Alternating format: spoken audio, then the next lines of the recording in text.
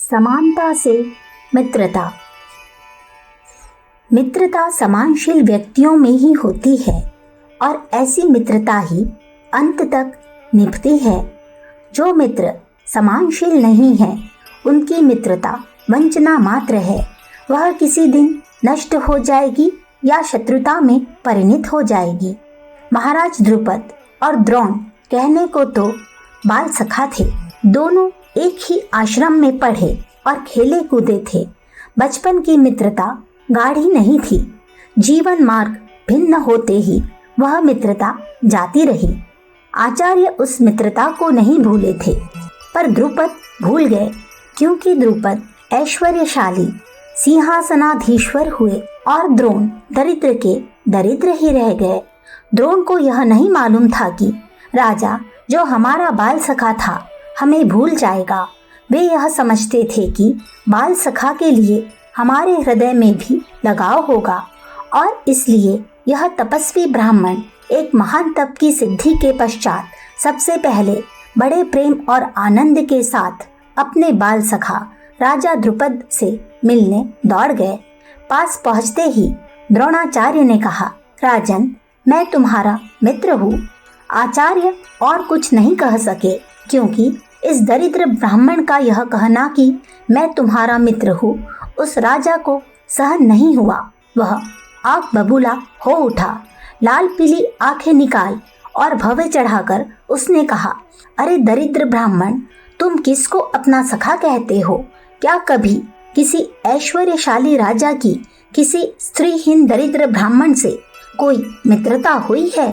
संसार में अनेक मित्र ऐसे ही होते हैं जो यथार्थ में मित्र नहीं होते और मित्र धर्म का पालन नहीं प्रत्युत स्वार्थ साधन किया करते हैं, और जब तक जिससे स्वार्थ सिद्ध होता है तब तक उसे मित्र बनाए रहते हैं।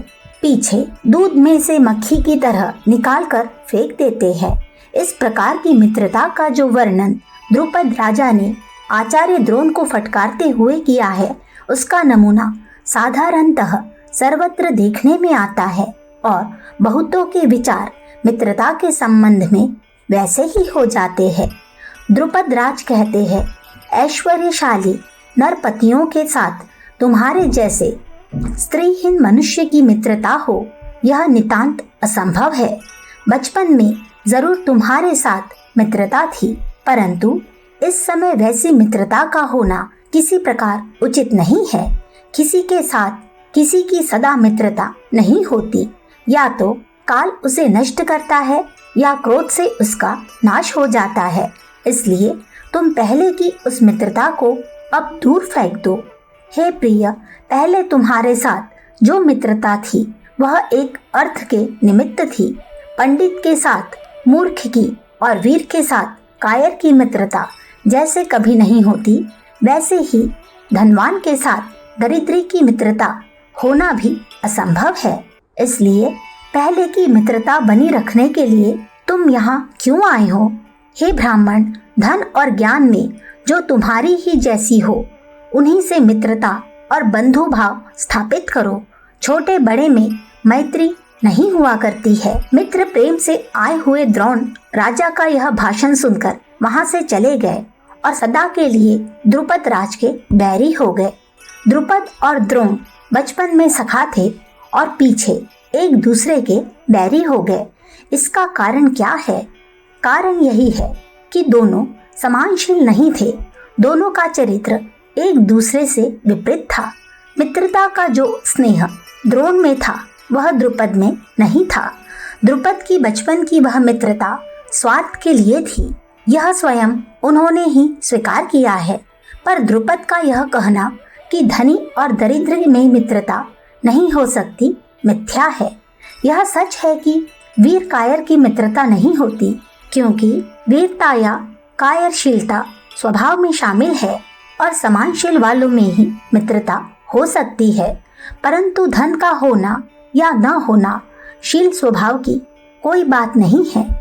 दरिद्र पुरुष भी त्यागी हो सकता है और धनी पुरुष कृपण हो सकता है। उदारता और कृपणता शील है। उदार और कृपण एक दूसरे के मित्र नहीं हो सकते, पर धनी और दरिद्र हो सकते हैं। अवश्य ही धनी और दरिद्र की मित्रता के उदाहरण संसार में थोड़े हो, पर वे दुर्लभ उदाहरण ही मैत्री के आदर्श है। अखंड ज्योति, जुलाई सन 1945, पृष्ठ संख्या 16। हमारे YouTube चैनल विचार क्रांति दूत अखंड ज्योति पत्रिका को सब्सक्राइब करें एवं अगली वीडियोस प्राप्त करने के लिए बेल आइकन दबाएं। धन्यवाद।